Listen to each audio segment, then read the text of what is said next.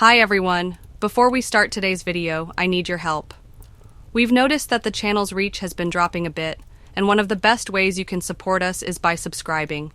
It's quick, free, and helps us keep bringing you new and exciting stories. Your support means the world to us, and together we can keep growing this channel. Thank you so much, and now, let's get to today's story. My name is Riley, I'm 34 years old, and this is the story of how my mother's letter and the truth about my past changed everything I thought I knew about my family and about myself. The church smells like lily of the valley and lemon wood polish, exactly the way it did when Emma and I used to hide behind the pews during Sunday service, stifling giggles while Mom shot us warning glances. Now I'm standing in the back corner, half hidden behind a marble pillar, watching my sister walk down the aisle in a dress I helped her pay for, toward a future I'm apparently no longer part of. The irony isn't lost on me. 2 days ago, I was persona non grata. Limited space, Emma had said over the phone, her voice tight and formal. Brad's family is bigger than we expected, and with COVID restrictions. The lie hung between us like smoke. I could hear Brad's mother in the background, her sharp voice cutting through whatever excuse Emma was trying to construct. I understand, I'd said, though I didn't. I hope you have a beautiful day. But understanding and accepting are different things entirely. I adjust the small wrapped box in my purse, my fingers tracing the edges of something that took me 3 months to find and 34 years to understand. The gift that changes everything, or maybe changes nothing. Either way, Emma needs to have it. The organ swells as she reaches the altar, and even from here, I can see her hands trembling slightly as she takes Brad's arm. She always did that when she was nervous, a barely perceptible shake that only I would notice. When she was 7 and had to give a presentation about butterflies. When she was 16 and asking Dad to borrow the car for her first date. When she was 22 and calling me at 2 a.m. because she'd crashed that same car and was too scared to tell our parents. Can you come get me, Riley? Please? I don't know who else to call. I'd driven 45 minutes in my pajamas to find her sitting on a curb outside a 7-Eleven, mascara streaked down her cheeks, designer dress torn at the shoulder. The car was totaled. She'd hit a tree trying to avoid a deer, or so she said. The smell of alcohol on her breath suggested a different story, but I'd never called her out on it. Just helped her clean up, drove her home, and told our parents she'd had food poisoning when they wondered why she looked so pale the next morning. That was Emma and me. That had always been Emma and me. The minister begins the ceremony, his voice carrying easily through the small space. It's an intimate wedding, maybe 60 people, which makes the limited space excuse even more hollow. I count at least 8 empty seats in the 3rd row alone, but I'm not here to cause a scene. I learned a long time ago that with this family, quiet dignity gets you further than righteous anger. Dearly beloved, we are gathered here today. I close my eyes and let myself remember the day Emma told me she was engaged.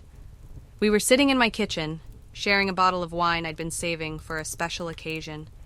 She'd been fidgeting with her ring, spinning it around her finger in that nervous way she'd developed. Riley, there's something I need to tell you, she'd said, and my heart had stopped for just a moment. Emma had a history of somethings that required delicate handling. The time she'd dropped out of college sophomore year to follow a boy to California. The time she'd maxed out 3 credit cards and needed help avoiding bankruptcy. The time she'd gotten involved with a married man and needed a place to stay when his wife found out. But this time was different. This time her eyes were bright with something I hadn't seen in years. Hope.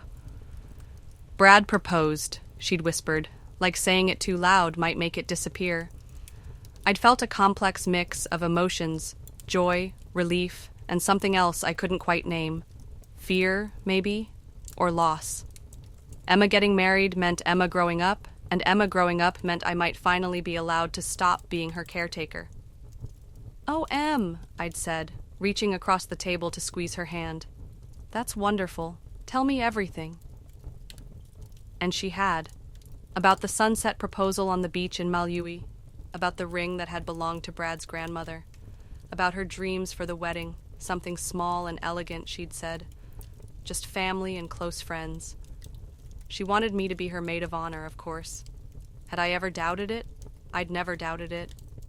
Not until 3 weeks ago, when Brad's mother had come to visit and everything had started to change. The ceremony continues, and I find myself studying the guests, recognizing faces I haven't seen in years. Aunt Margaret, who'd always preferred Emma to me because Emma was more social.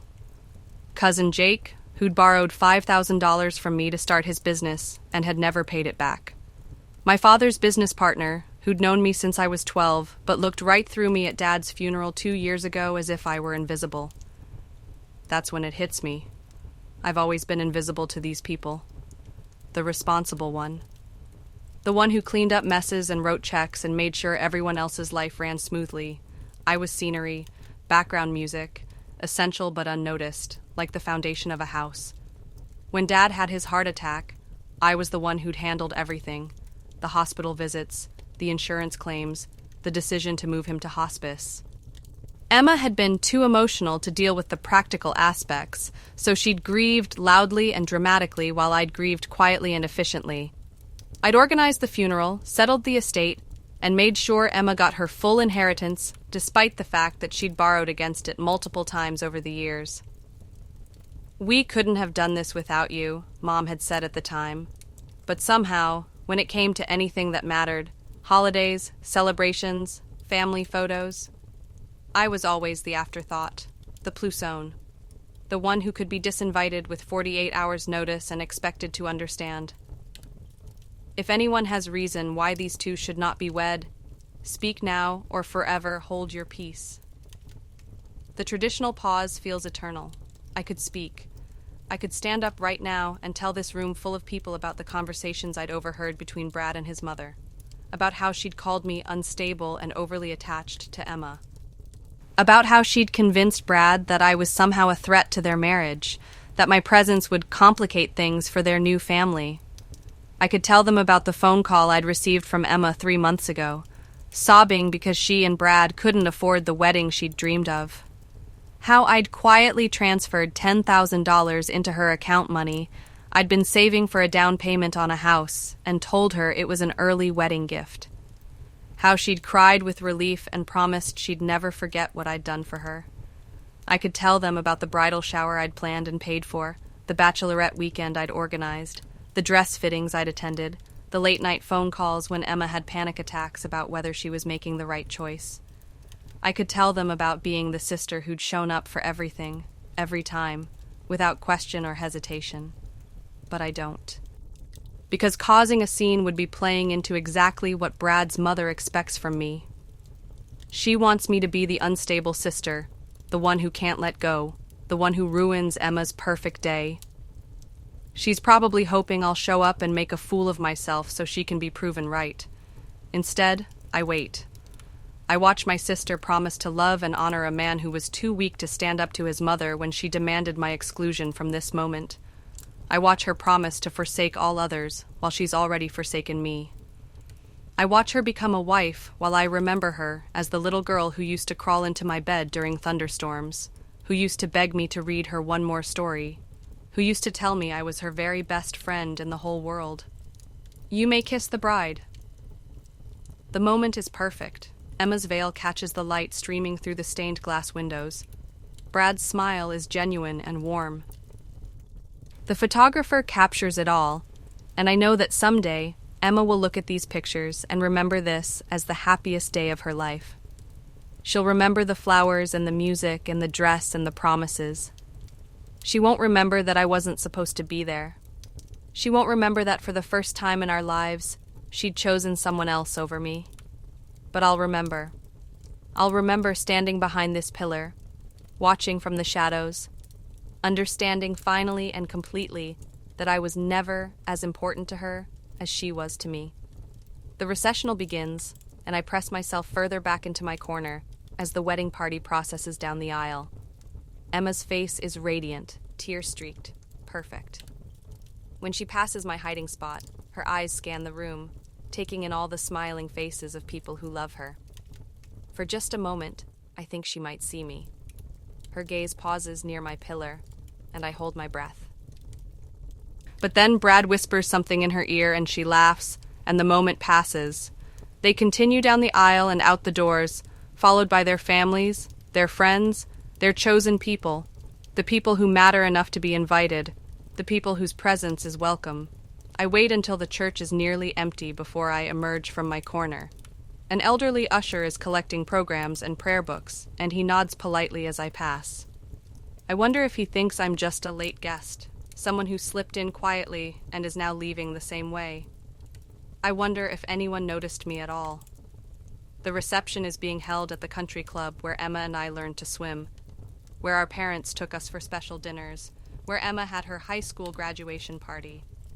I know every inch of this place, the way the floors creak in the main dining room, the spot by the window where you can see the entire golf course, the ladies' room where Emma used to touch up her makeup before dates. I park at the far end of the lot and watch through the windows as guests begin to arrive.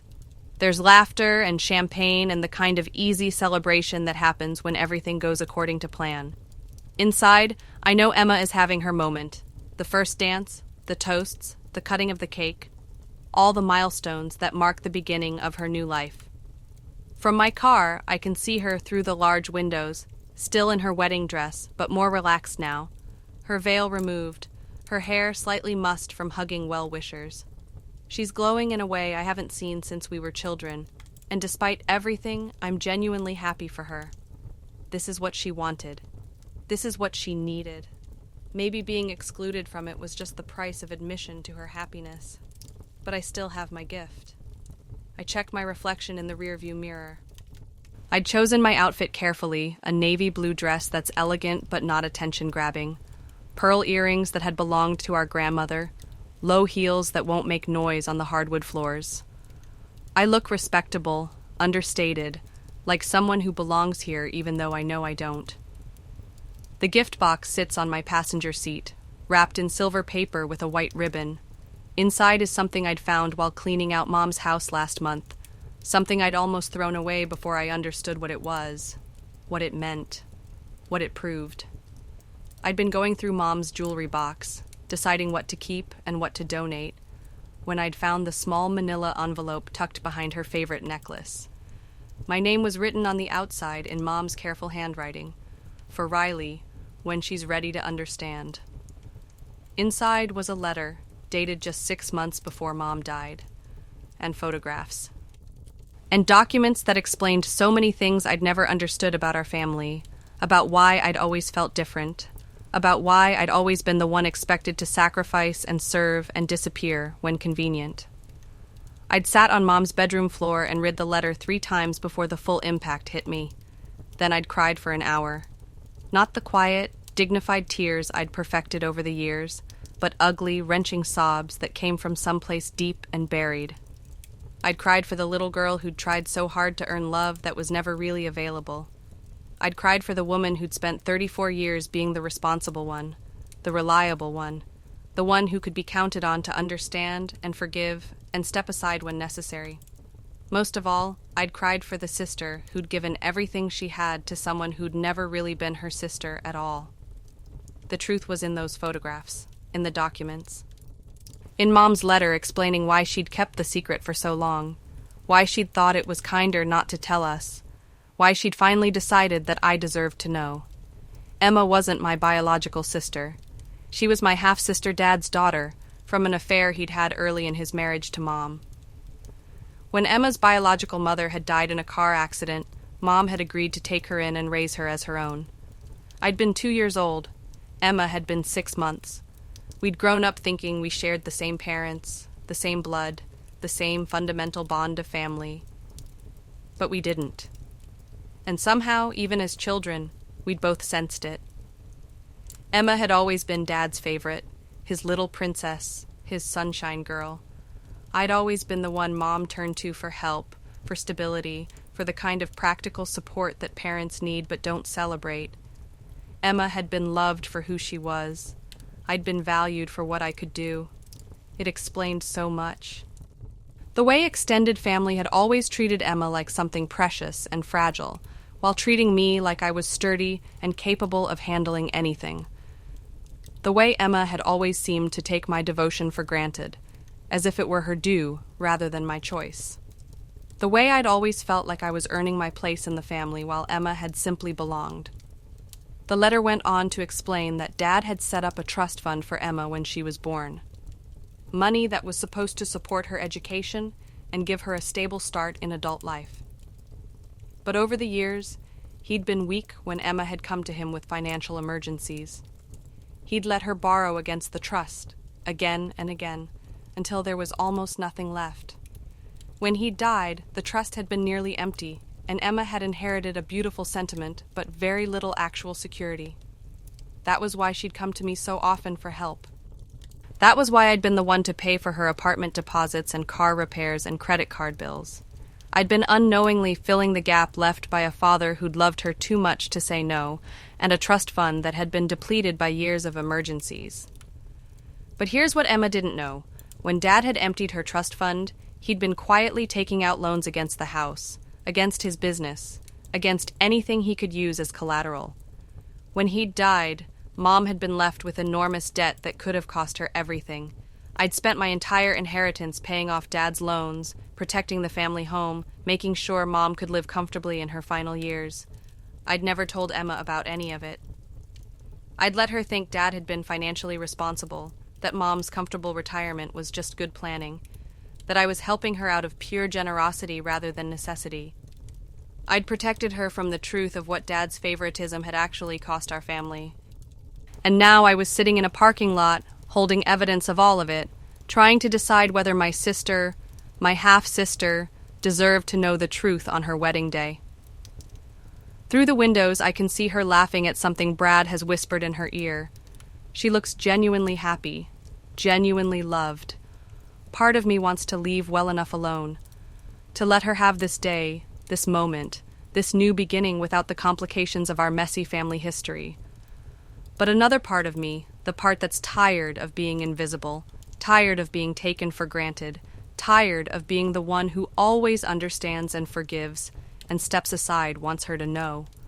Wants her to understand what love actually looks like when it's not just words and grand gestures, but sacrifice and service and showing up even when you're not invited. I take a deep breath and get out of the car. The country club's main entrance is bustling with activity guests, coming and going, staff members hurrying back and forth with trays and linens, a photographer capturing candid moments of celebration. I slip through the lobby unnoticed and make my way toward the main dining room, following the sound of laughter and music. Just outside the doorway, I pause.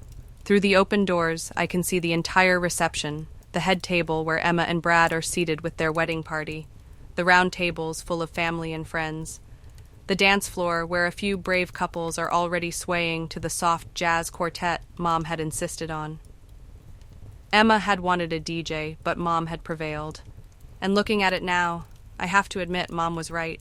The music is elegant, sophisticated, perfect for the intimate celebration Emma had dreamed of.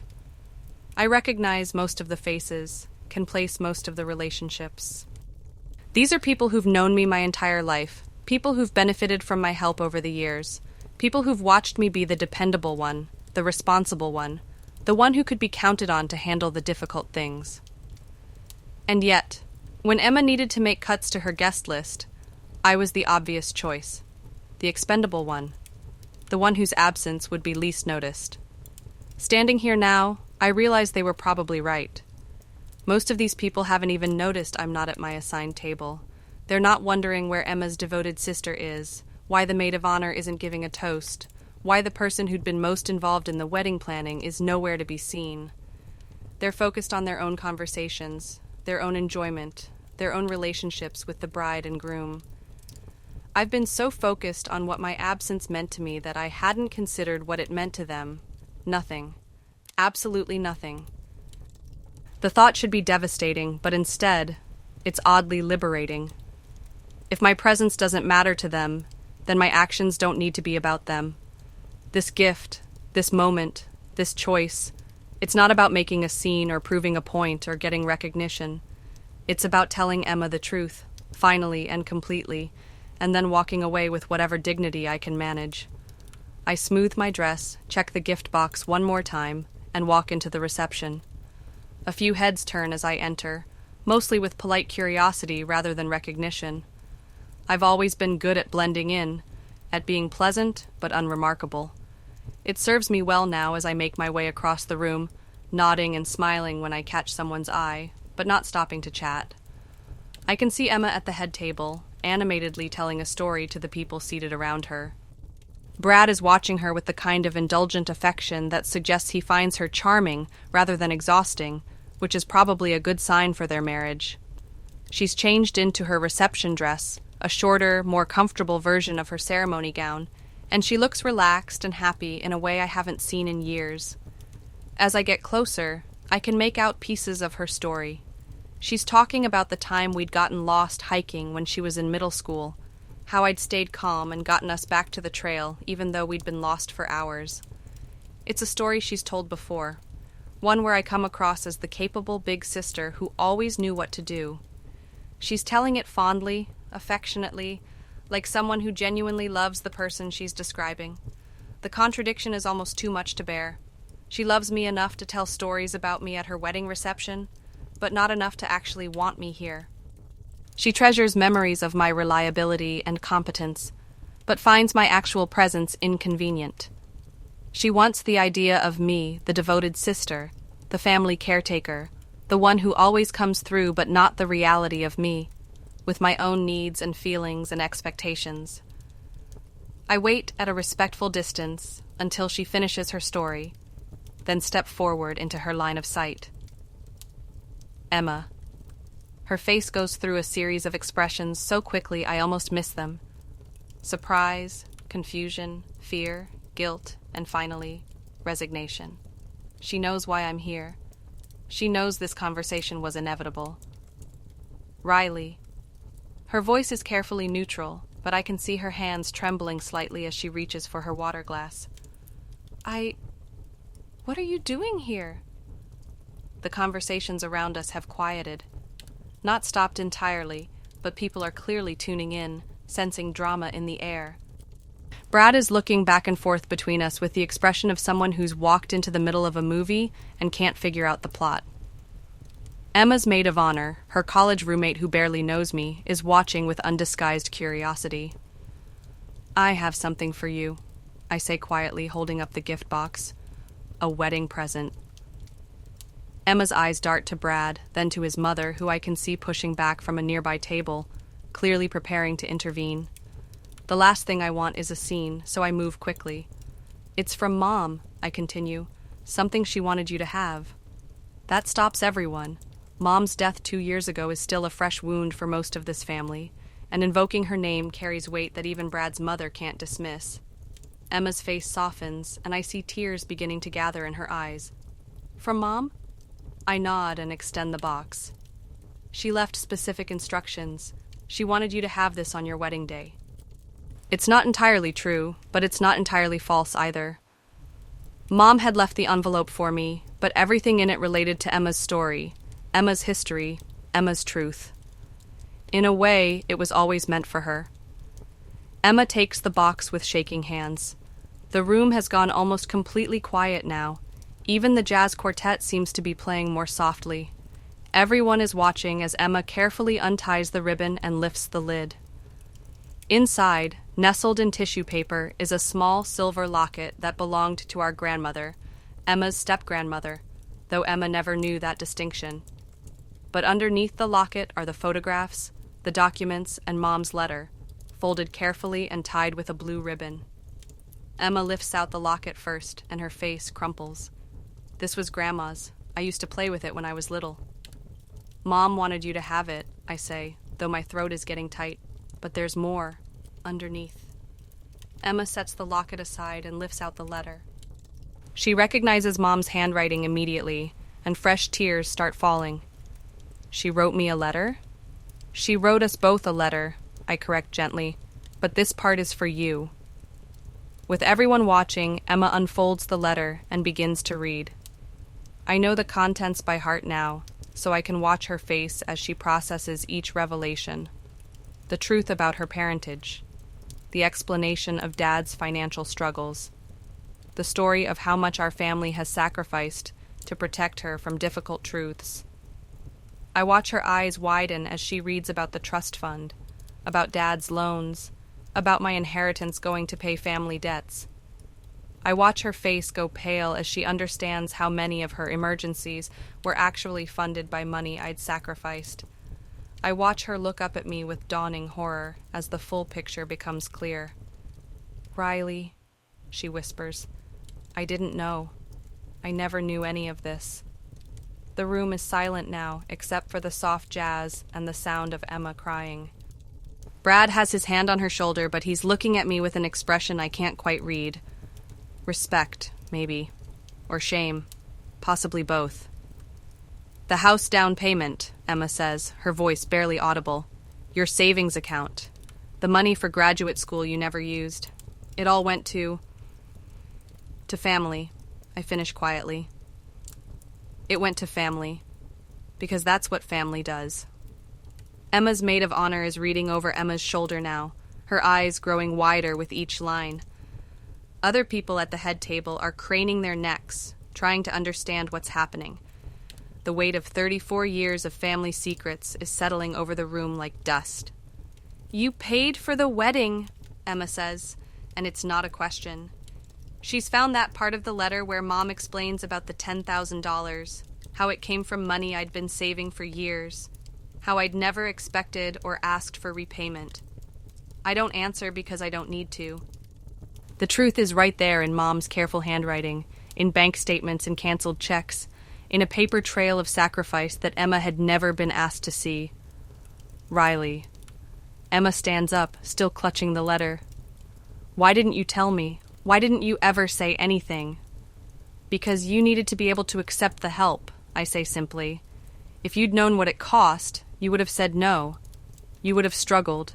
You would have made different choices, and you deserved better than that." "But I've been so selfish. I've taken so much from you, and I never even knew." "You weren't selfish, Em. You were loved. There's a difference." The tears are coming faster now, and Brad is looking increasingly uncomfortable. A few people at nearby tables have started their own whispered conversations, trying to piece together what's happening. I can see Brad's mother making her way over, her face set in determined lines. In a moment, she'll be here to take control of the situation, to manage the crisis, to protect her son and new daughter-in-law from the messy complications of family drama. But I'm not here to create drama. I'm here to give Emma the truth, and now that I've done it, I can leave. "There's one more thing," I say quickly, reaching into my purse for a second, smaller envelope. "This is from me." Emma takes it with trembling hands and opens it. Inside is a check the remainder of my savings account, everything I have left after paying for her wedding, her emergencies, her life. It's not a huge amount, maybe $3,000, but it's everything I have. "It's for your honeymoon," I explain, "or your first apartment, or whatever you need. Consider it a wedding gift from your big sister." Emma looks at the check, then at me, then back at the check. "Riley, I can't take this. Not after everything else. Not after what you've already given up." "You're not taking it," I say gently. "I'm giving it, because despite everything, despite feeling invisible and unimportant and expendable, I love you. You're my sister, my half-sister, my stepsister, whatever the technical term is, and I love you. I've always loved you. I'll always love you." Emma is sobbing now, clutching both the check and Mom's letter. Other people at the table are crying too, including Brad, which surprises me. Even some of the wedding guests at nearby tables have tears in their eyes. "But I uninvited you," Emma chokes out. "I told you not to come. I chose them over you." She gestures vaguely toward Brad's family. "Yes," I agree, "you did. And you came anyway. You brought me this gift anyway.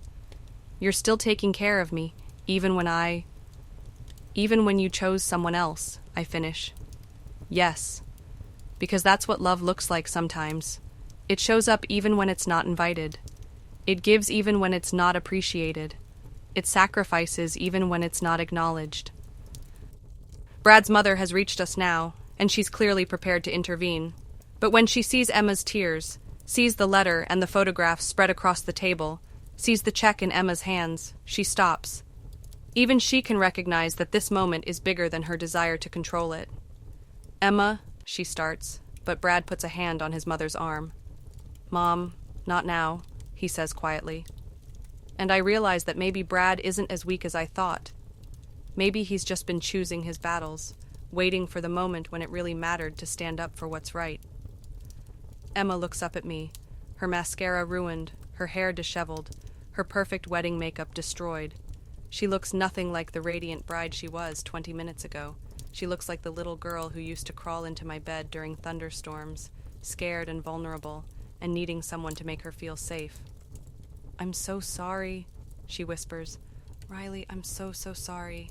And I can see in her eyes that she means it. She understands now not just what I've given her over the years, but what she's taken. Not just the money, but the assumption that I would always be there, always understanding, always willing to step aside when it was convenient. She understands that love isn't just about grand gestures and dramatic declarations. It's about showing up. It's about staying. It's about being present even when your presence isn't celebrated. "I know you are," I tell her. "And I forgive you." Because I do.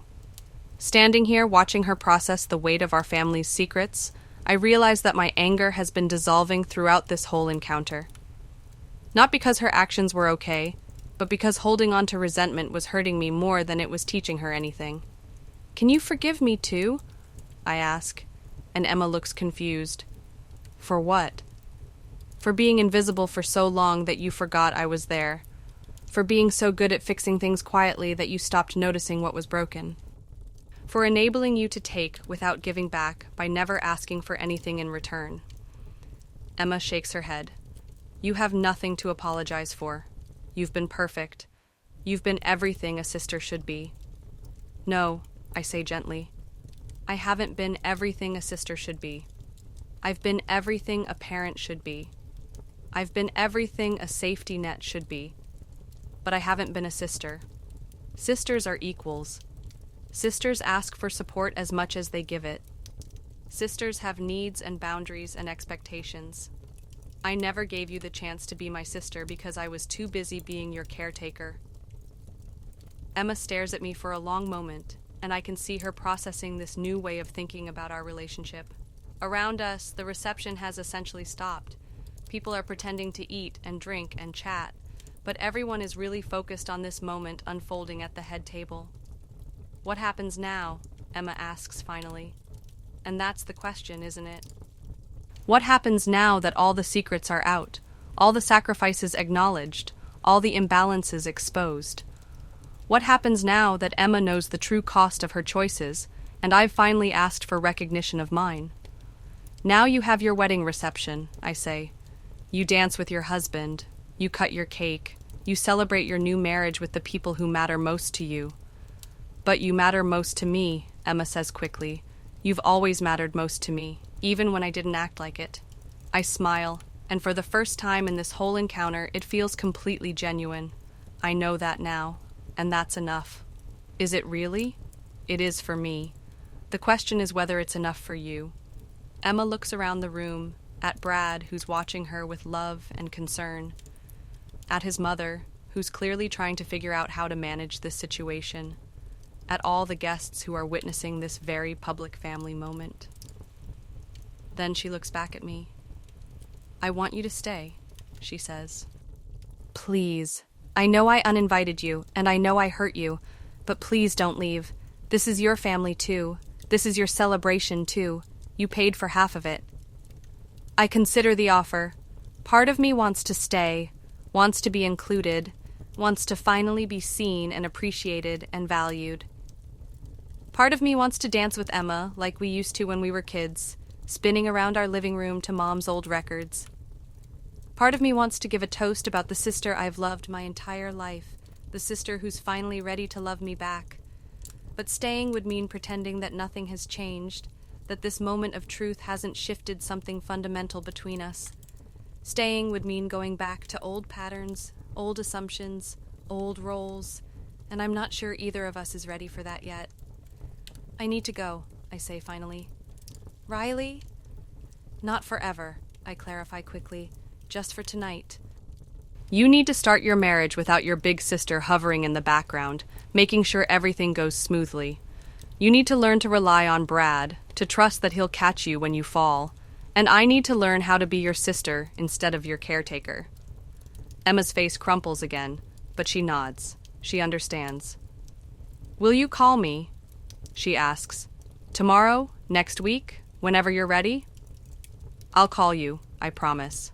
And Emma? Maybe next time you call me, it can be because you want to talk, not because you need something fixed. Emma laughs through her tears. I'd like that. I lean down and kiss her forehead, the way I used to when she was little and having bad dreams. I love you, Em. Be happy. I love you too, Riley. More than you know. I turn to leave, and as I do, something unexpected happens. The room begins to applaud. Slowly at first, just Brad clapping softly, then his mother joining in with obvious reluctance, then other people at nearby tables. Within moments, the entire reception is applauding for me, for Emma, for the truth we've finally told each other, for the love that's strong enough to survive being tested. I don't turn around. I don't wave or smile or acknowledge the recognition I've been craving for so long. I just walk out, my head held high, my conscience clear, my heart both broken and healed. Outside, the evening air is cool and sweet, with the scent of jasmine from the country club's gardens. I can hear the music resuming inside, the sound of celebration continuing. In a few minutes, Emma will dance with Brad, and she'll mean every word of the vows she made earlier. She'll build a marriage based on honesty and equality, and maybe someday she'll even learn to ask for help instead of just accepting it. I get in my car and sit for a moment, processing everything that's happened. My phone buzzes with a text message, and I'm surprised to see it's from Brad. Thank you, the message says, for everything. For loving her, for taking care of her, for showing me what real love looks like. I promise I'll do better. I type back, she's lucky to have you. Take care of each other. As I drive away, I think about Mom's letter, about the secrets she'd carried for so long. At the end, she'd written something I hadn't shared with Emma, something that was meant just for me. Riley, you have spent your whole life taking care of everyone else. You have been the foundation that held this family together, the strength that carried us through our darkest moments. But foundations are meant to support buildings, not to be buried beneath them. It's time for you to build something of your own. It's time for you to be seen. I'd read those words dozens of times over the past month, but tonight they feel different. Tonight they feel like permission, not just to stop being invisible, but to start being visible. Not just to stop giving everything away, but to start keeping something for myself. My phone buzzes again. This time it's Emma. Thank you for coming. Thank you for the gift. Thank you for loving me even when I didn't deserve it. Call me when you're ready. I'll be here. I don't respond immediately. For the first time in my adult life, I'm not rushing to reassure someone else, to smooth over a difficult moment, to make sure everyone feels comfortable. I'm sitting with my own feelings, processing my own experience, taking up my own space. The drive home takes me past all the landmarks of our shared childhood. The elementary school where I'd walked Emma to her classroom every morning for 3 years after she'd had nightmares about getting lost. The ice cream shop where I'd taken her to celebrate her first A in math, using my babysitting money because Mom and Dad had been fighting about finances. The park where we'd spent countless afternoons, me pushing her on the swings until my arms ached because she was afraid to pump her legs herself. All those memories that I'd treasured as evidence of our bond, I can see them differently now. Not as mutual love, but as training. I'd been trained from the age of 2 to be Emma's protector, her provider, her safety net. And she'd been trained to see that care as her due rather than my choice. Neither of us had done it intentionally. We were just children, responding to the family dynamics that had been created around us. Emma had been the precious one who needed protection. I had been the strong one who could provide it. We'd both played our roles perfectly, never questioning whether they were roles we'd chosen, or roles that had been assigned to us. But children grow up. And sometimes, when they do, they have to renegotiate the relationships they inherited. I pull into my driveway and sit in the car for a few more minutes, looking at my house. It's small, a 2-bedroom cottage I'd bought 5 years ago with money I'd saved by living with Mom after college, telling myself I was helping her when really I'd been helping myself afford a down payment. It's not much, but it's mine. My name on the deed, my furniture chosen to my taste, my space that no one else can uninvite me from. Inside, I pour myself a glass of wine and run a bath. As the tub fills, I look at myself in the bathroom mirror. Still in my navy dress, still wearing Grandma's pearls, still looking like the respectable, reliable, unremarkable woman I've always been. But something in my eyes is different, something that wasn't there this morning. I look like someone who has been seen. The bath is exactly what I need, hot enough to melt the tension in my shoulders, quiet enough to let my thoughts settle. I think about Emma's face when she'd read Mom's letter, the way her entire understanding of our family had shifted in real time. I think about the applause as I'd left, recognition that had come 34 years too late, but had still felt like a gift. Most of all, I think about what comes next. For so long, my identity had been built around being needed. I was the sister who could be called at 2 a.m., the daughter who handled the difficult conversations, the family member who showed up with solutions and checkbooks and endless patience. Without those roles, who was I? It's a question I've been avoiding for years, but tonight, it doesn't scare me the way it used to. Tonight, it feels like an opportunity. I think about the things I'd given up to be Emma's caretaker. The graduate program I'd deferred indefinitely when she'd needed financial help. The promotion I'd turned down because it would have required relocating when Emma was going through her divorce from her first husband. The relationships I'd ended because they required time and energy I was already giving to family crisis management. I think about the dreams I'd set aside so gradually I'd almost forgotten they'd ever existed.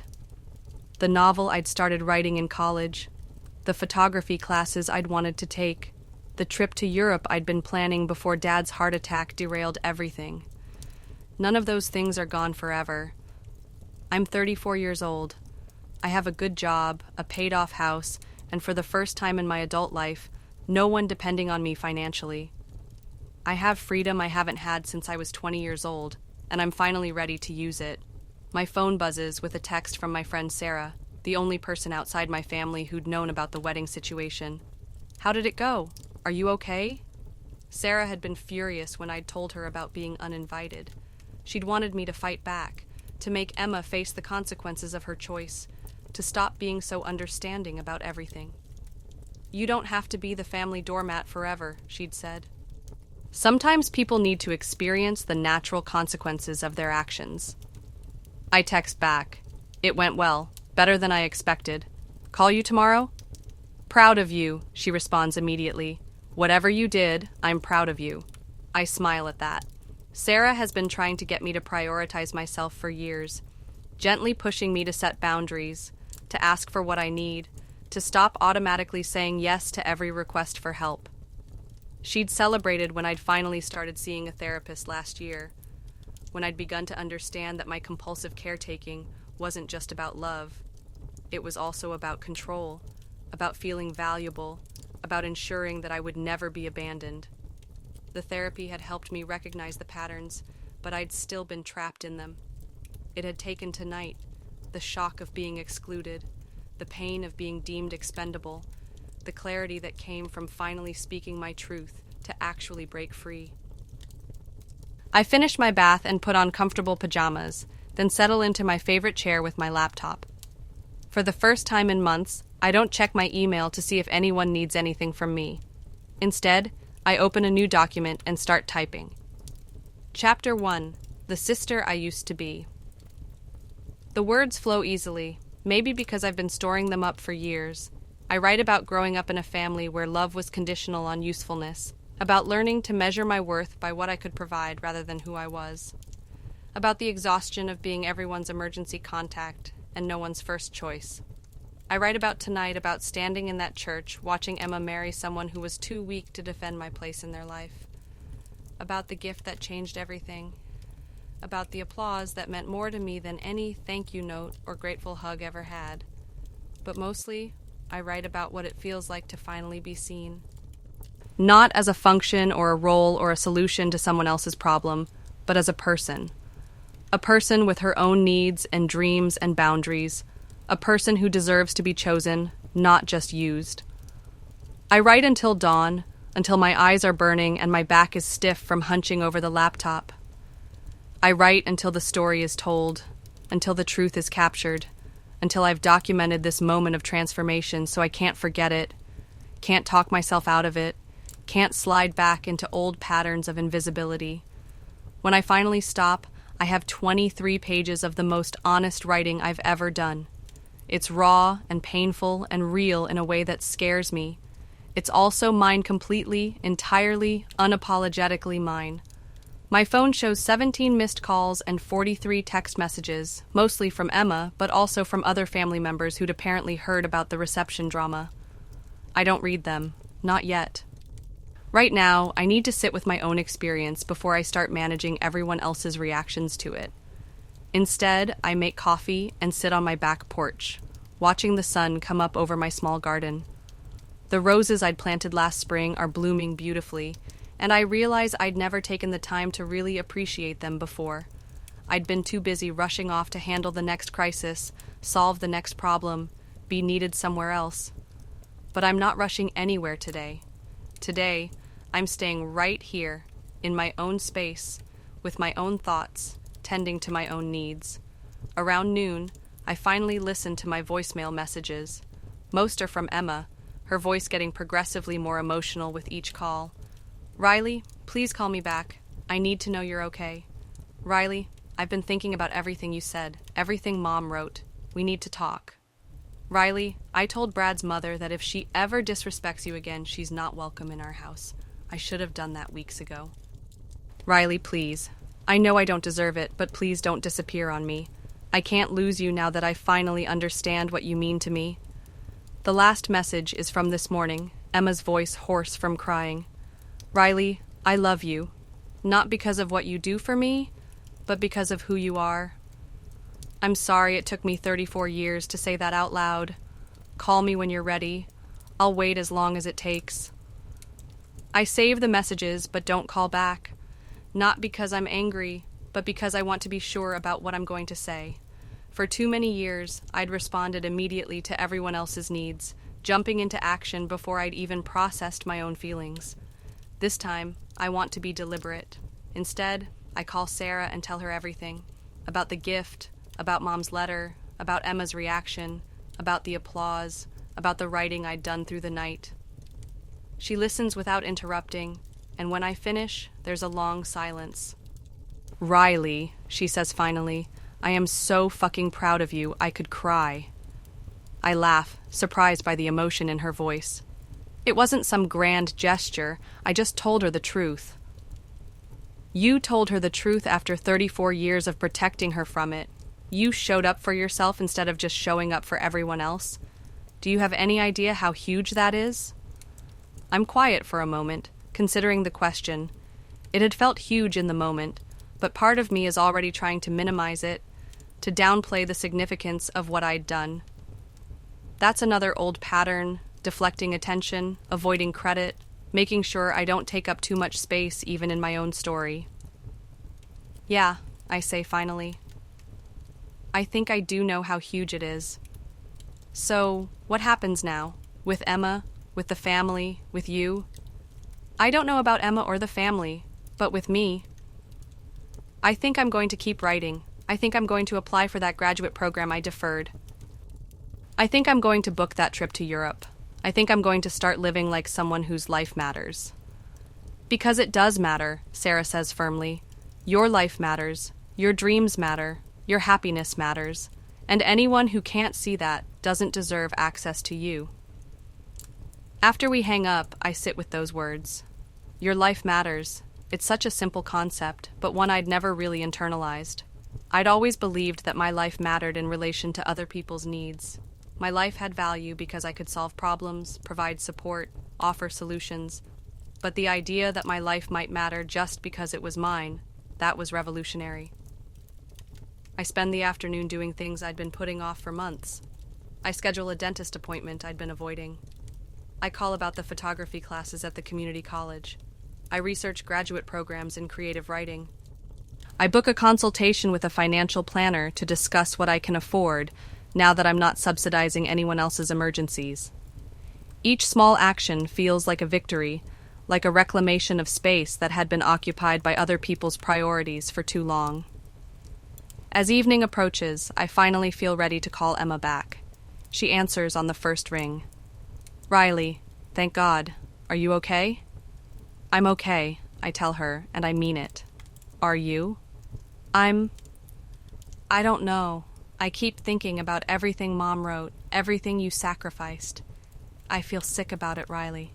Actually, physically sick. That wasn't the point of telling you. Then what was the point? I consider the question carefully. The point was honesty. The point was making sure you understood what love actually looked like in our family before you started your new family. The point was giving you the chance to choose differently. I want to choose differently, Emma says quickly. I want to be better. I want to be the sister you deserve. Then start by being the wife Brad deserves. Build a marriage based on partnership instead of dependency. Learn to solve your own problems before you call for help. Figure out how to give as much as you receive. What about us? What about our relationship? We'll figure it out, I say, but it's going to be different. I'm not going to be your safety net anymore, Em. I'm not going to be the person you call when you need something fixed or paid for or handled.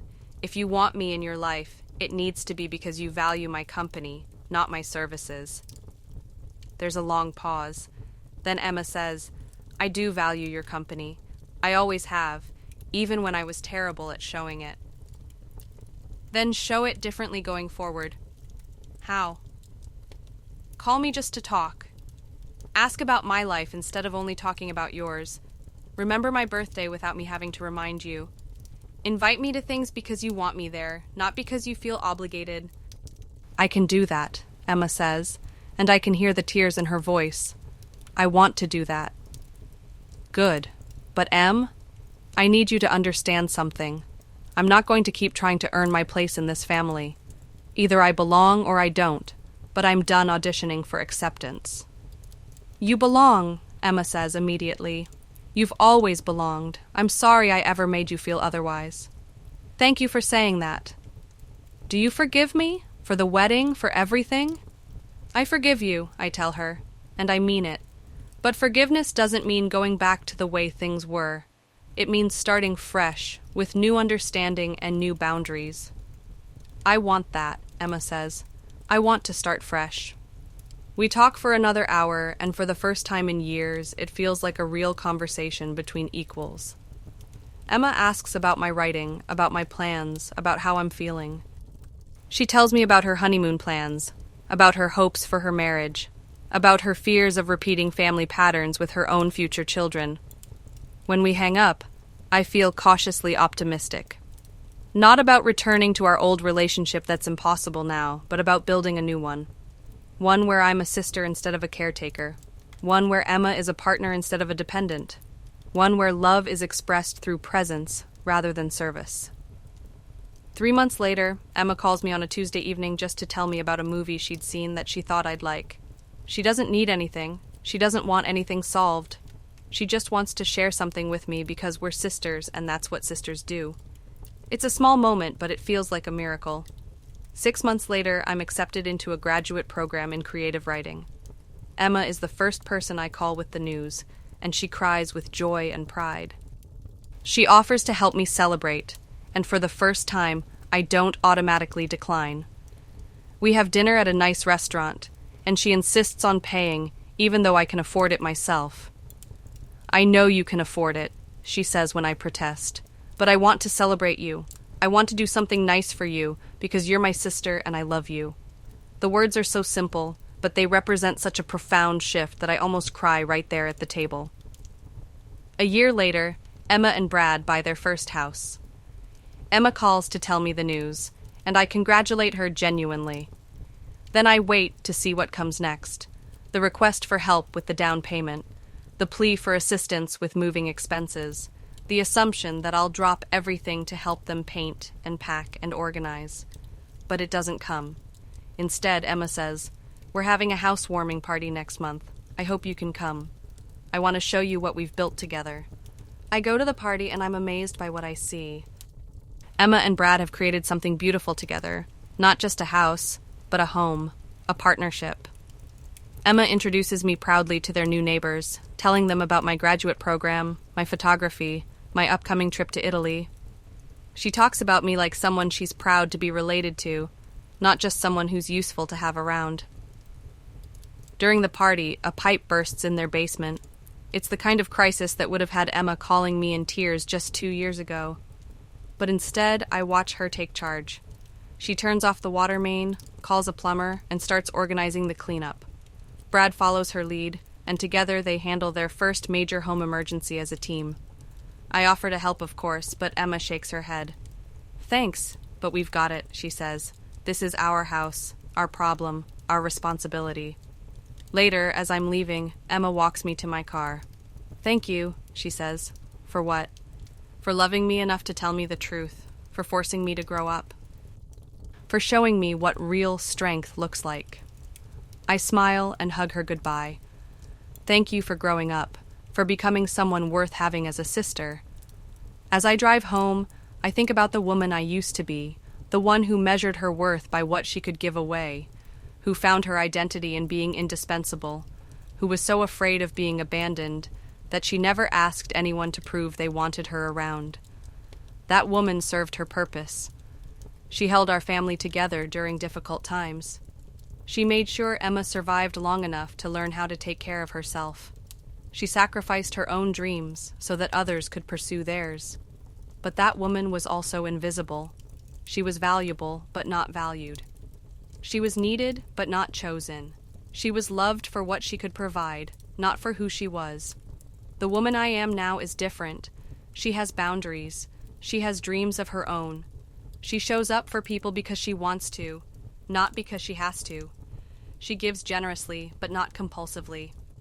She loves deeply, but not desperately. Most importantly, she is seen.